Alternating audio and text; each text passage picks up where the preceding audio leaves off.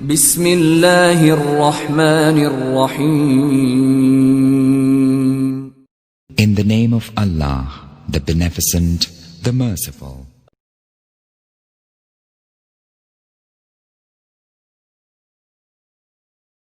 خیر، اس کے بعد اللہ تعالیٰ نے اما حوا کو پیدا فرمایا.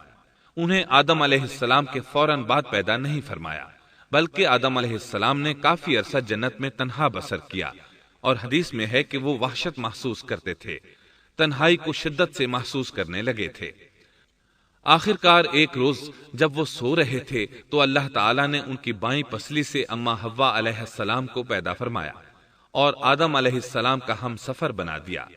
اللہ فرماتے ہیں، اے لوگو، اپنے اس پروردگار سے ڈر جاؤ جس نے تم سب کو ایک ہی جان سے پیدا کر ڈالا، اور اس جان یعنی آدم علیہ السلام سے ان کی بیوی کو پیدا کیا. آدم علیہ السلام کے وجود ہی سے حوا کا وجود بنایا گیا. وہ کوئی الگ مخلوق نہیں تھی. جب آدم علیہ السلام بیدار ہوئے تو انہوں نے اپنے قریب ایک عورت کو بیٹھے دیکھا. پوچھنے لگے، تم کون ہو؟ حوا علیہ السلام نے کہا، عورت. آدم علیہ السلام نے پھر پوچھا، تجھے کس لیے پیدا کیا گیا ہے؟ وہ بولیں، آپ کے لیے، تاکہ آپ مجھ سے سکون اور انس حاصل کریں. جب فرشتوں نے آدم علیہ السلام کو ایک عورت سے باتیں کرتے دیکھا تو کہنے لگے، اب ایک اور نئی مخلوق پیدا کی گئی ہے. آدم علیہ السلام نے ان مخلوقات کا نام تو بتا دیا تھا جو مشہور و معروف تھیں، ان کا نام پوچھنا چاہیے. انہوں نے آدم علیہ السلام سے سوال کیا. انہوں نے فوراً جواب دیا، حوا، اس لیے کہ اللہ نے تو آپ کو ہر چیز کا نام سکھا دیا تھا. فرشتوں نے کہا، ان کا نام حوا کیوں رکھا گیا ہے؟ آدم علیہ السلام نے جواب دیا، اس لیے کہ اسے ایک زندہ چیز سے پیدا کیا گیا ہے. حیات کی نسبت سے حوا نام رکھا گیا. مسلم شریف میں ہے، سیدنا ابو ہریرہ رضی اللہ عنہ روایت کرتے ہیں کہ رسول اللہ صلی اللہ علیہ وسلم نے فرمایا، جو شخص اللہ اور آخرت کے دن پر ایمان رکھتا ہے، جب وہ کسی معاملے کے لیے حاضر ہو تو بھلائی والی بات کرے یا خاموش رہے، اور عورتوں کے بارے میں بھلائی کی وصیت حاصل کر لو، یعنی ان کے ساتھ اچھا سلوک کرو، کیونکہ عورت پسلی سے پیدا کی گئی ہے، اور پسلی میں زیادہ ٹیڑھا حصہ اوپر والا حصہ ہوتا ہے.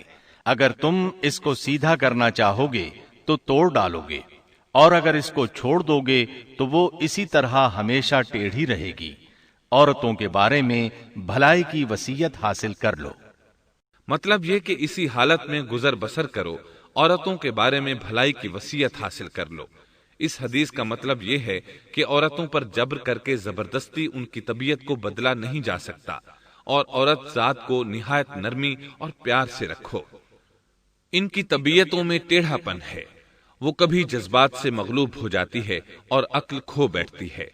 اگر کوئی اسے سیدھا کرنا چاہے تو اس سے لا تعلقی، دوری اور طلاق کی نوبت آ جائے گی. اگر اسے چھوڑ دو گے تو ٹیڑھا پن برقرار رہے گا. مرد کو بہت حوصلے سے اس صورتحال کو سنبھالنا چاہیے. احادیث میں سیدنا ابراہیم علیہ السلام کی زوجہ سیدہ سارہ علیہ السلام کا قصہ موجود ہے. وہ حوا علیہ السلام کے بعد کائنات کی سب سے زیادہ خوبصورت عورت تھی. احادیث سے یہ اشارہ ملتا ہے کہ حوا علیہ السلام ابتدائے انسانیت سے لے کر قیامت تک پیدا ہونے والی تمام عورتوں میں خوبصورت تھیں. اب ابلیس لگا اپنے وسوسے شروع کرنے. آدم اور حوا علیہم السلام دونوں اللہ کے حکم سے جنت میں تھے کہ شیطان نے انہیں پھسلانے کی کوشش شروع کر دی. اللہ تعالیٰ فرماتے ہیں، اور ہم نے کہہ دیا، اے آدم، تم اور تمہاری بیوی جنت میں رہو، اور جہاں سے چاہو با فراغت کھاؤ. جنت بھی کیسی؟ اللہ فرماتے ہیں، وَجَنَّةٍ عَرْضُهَا السَّمَاوَاتُ وَالْأَرْضُ، وہ جنت کہ جس کی چوڑائی ہی آسمانوں اور زمین کے برابر ہے. سو اس جنت میں سے جو چاہو سو کھاؤ، کچھ بھی منع نہیں سوائے ایک درخت کے. چنانچہ ارشاد ہوا، اور ہم نے کہا، اے آدم، تم اور تمہاری بیوی جنت میں رہو، پھر جس جگہ سے چاہو با فراغت کھاؤ، اور اس درخت کے پاس مت جاؤ ورنہ ظالموں میں سے ہو جاؤ گے. ایک اور جگہ فرمایا، اور جب ہم نے فرشتوں سے کہا کہ آدم کو سجدہ کرو تو تو ابلیس کے سوا سب نے سجدہ کیا، ابلیس نے انکار کیا، تو ہم نے کہا اے آدم یہ تیرا اور تیری بیوی کا دشمن ہے، خیال رکھنا ایسا نہ ہو کہ وہ تم دونوں کو جنت سے نکلوا دے اور تو مصیبت میں پڑ جائے۔ یہاں تو تجھے آرام ہے، نہ تو بھوکا ہے اور نہ ننگا، اور نہ تو یہاں پیاسا ہوتا ہے، نہ دھوپ سے تکلیف اٹھاتا ہے۔ گویا اللہ نے سیدنا آدم علیہ السلام کو وسوسے سے پہلے ہی خبردار کر دیا تھا۔ ان آیات سے یہ بھی پتا چلا کہ انسان سے ابلیس کی عداوت اور دشمنی ابتدا ہی سے چلی آ رہی ہے، اور یہ بھی ثابت ہوا کہ جو لوگ کہتے ہیں کہ انسان ابتدا میں ننگا تھا ان کا قول صحیح نہیں، اس لیے کہ اللہ تعالیٰ نے جنت میں بھی آدم علیہ السلام پر لباس رکھا اور زمین میں بھی لباس نازل کر دیا، جیسا کہ اللہ تعالیٰ فرماتے ہیں اے آدم کی اولاد، ہم نے تم پر لباس کو نازل کیا جو تمہاری شرمگاہوں کو چھپاتا ہے اور زینت کا سبب بھی ہے، اور تقوی کا لباس اس سے بھی بہتر ہے۔ لہذا آدم ابتدا میں ننگے نہیں تھے، انہیں تو ننگے پن کا علم ہی نہیں تھا، نہ ہی ان کی بیوی کو برہنہ ہونے کا علم تھا۔ اللہ نے آدم علیہ السلام کو کامل نعمتوں سے نوازا، بھوک نہ پیاس، یہاں تک کہ پیاس کے اسباب سے بھی محفوظ، نہ گرمی اور نہ دھوپ، پھر بے انتہا حسن و جمال، مشقت نہ تکلیف، بدبختی نہ بدقسمتی۔ آدم اور حوا علیہ السلام کے دلوں میں وسوسہ ڈالنے کے بارے میں بھی قرآن نے روشنی ڈالی ہے۔ فوسوس لهما الشیطان، پھر شیطان نے ان دونوں کے دلوں میں وسوسہ ڈالا۔ یہ وسوسہ اس نے ان دونوں کو طمع دلانے کی صورت میں پورا کیا، اور یہ طمع دلائی کہ اس درخت کو کھانے سے ہمیشگی اور بقا ملتی ہے، اور کبھی نہ ختم ہونے والی بادشاہت حاصل ہوتی ہے، اور اس وسوسے کا مقصد یہ تھا لِيُبْدِيَ لَهُمَا مَا وُورِيَ عَنْهُمَا مِنْ سَوْآتِهِمَا، تاکہ ان کا پردہ بدن جو ایک دوسرے سے پوشیدہ تھا دونوں کے روبرو بے پردہ کر دے۔ ان کی شرمگاہوں کو ننگا کرنے کے لیے اس نے ایسا کیا۔ وہ دونوں کپڑے میں ملبوس تھے، ستر ڈھانپ رکھا تھا۔ جب انہوں نے اس درخت سے کھایا تو لباس نیچے گر گیا، دونوں برہنہ ہو گئے۔ یہی شیطان چاہتا تھا کہ انہیں برہنہ کر دے، اللہ کی نافرمانی پر اکسائے۔ ارشاد ہوتا ہے شیطان نے انہیں وسوسہ ڈالا، کہنے لگا اے آدم کیا میں تجھے دائمی زندگی کا درخت اور وہ بادشاہت نہ بتلا دوں جو کبھی پرانی نہ ہو؟ جب تم اس درخت سے کھاؤ گے تو ہمیشہ زندہ رہنے والے بن جاؤ گے اور زبردست بادشاہت حاصل کر لو گے۔ اس نے یہ تمنا بھی دلائی۔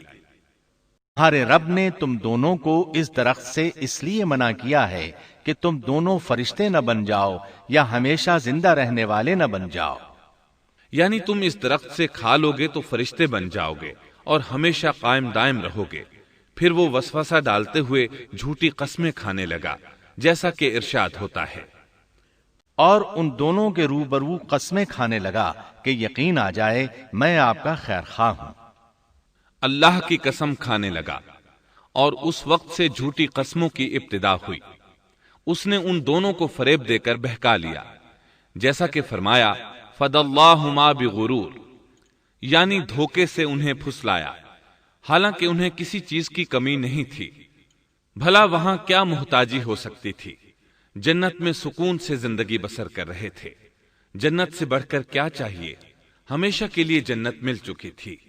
اللہ تعالیٰ فرماتے ہیں ان دونوں نے جب درخت کو چکھا دونوں کا پردہ بدن ایک دوسرے کے روبرو کھل گیا، دونوں اپنے بدنوں پر درختوں کے پتے جوڑ جوڑ کر رکھنے لگے۔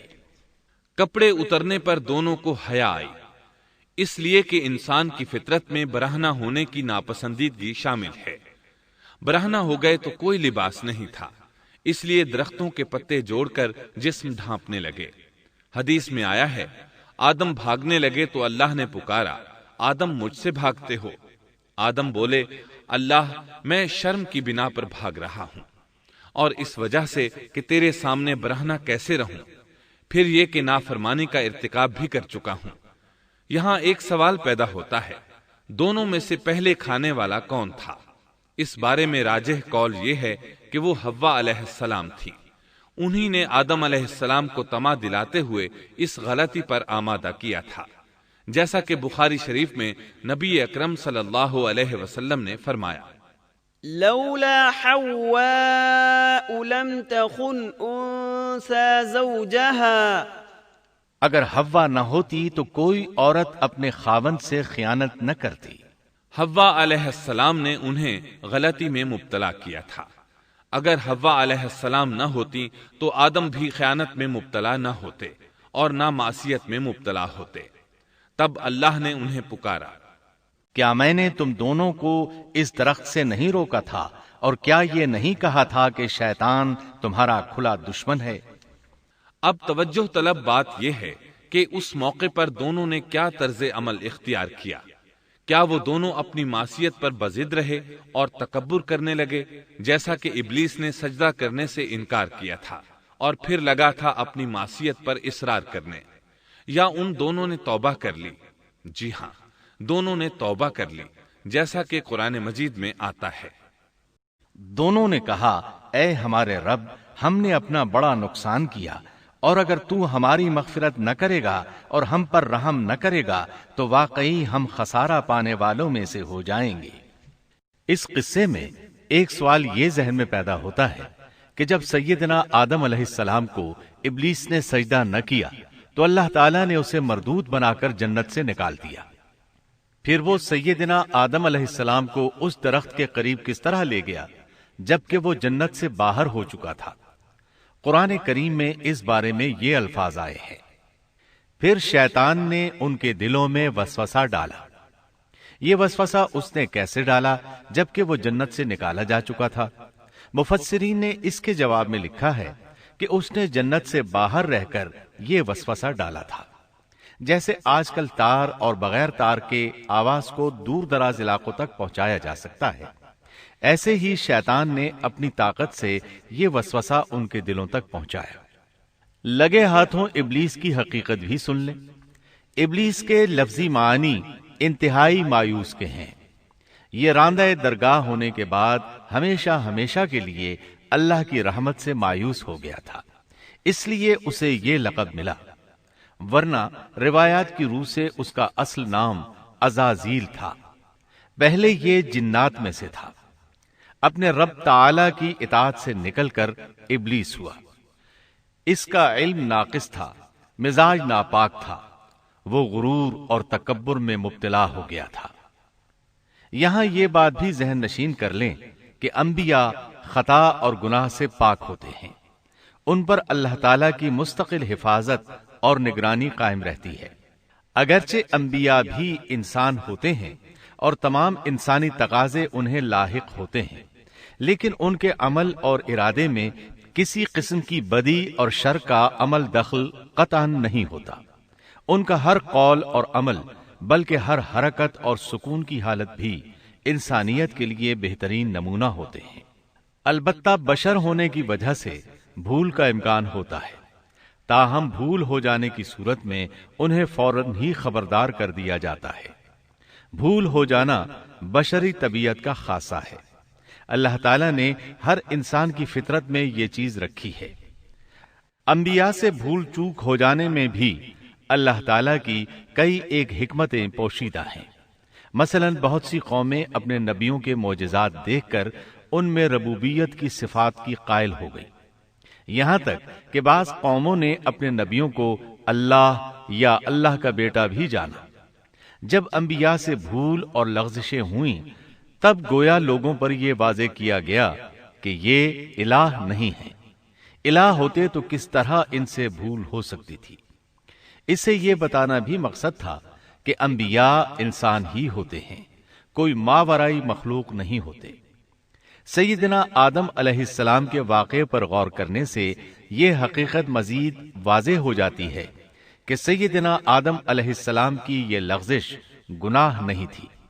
ممنوع درخت کا پھل کھاتے ہی سیدنا آدم علیہ السلام اور اماں حوا کا لباس اتر گیا تھا۔ اس لباس کے بارے میں مفسرین نے لکھا ہے کہ وہ لباس دراصل نور کا تھا، یعنی وہ جنت کا خاص لباس تھا جو صرف اسی عالم میں پہنا جا سکتا ہے۔ اللہ تعالیٰ نے اپنے فضل و کرم سے جنت میں ان کی ستر پوشی کا انتظام فرما دیا۔